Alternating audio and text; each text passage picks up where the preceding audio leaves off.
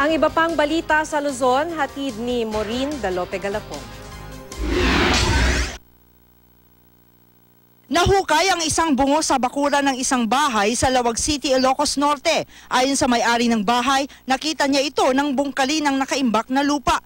Inireport niya ito sa pulis. Inaalam na ng pulisya kung ang bungo ay ang ulo ng pugot ng bangkay na nakita sa isang ilog sa Batak noong nakaraang taon.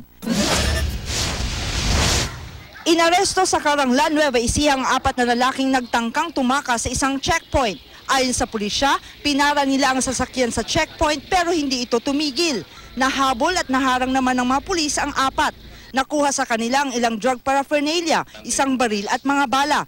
Dahil dito, mahaharap sila sa reklamong illegal possession of firearms and ammunitions at resistance and disobedience to a person in authority.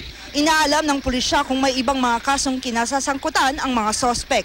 Tumanggi nang magbigay ng pahayag ang mga inaresto. Humihingi ng tulong ang isang dalagita sa Lian, Batangas dahil sa kanyang karamdaman.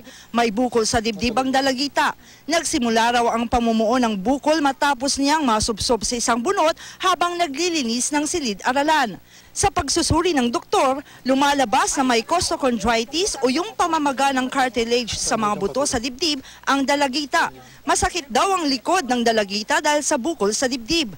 Dahil dito, tumigil siya sa pag-aaral. Hindi naman makapagpagamot ang dalagita dahil kapos sila sa pera.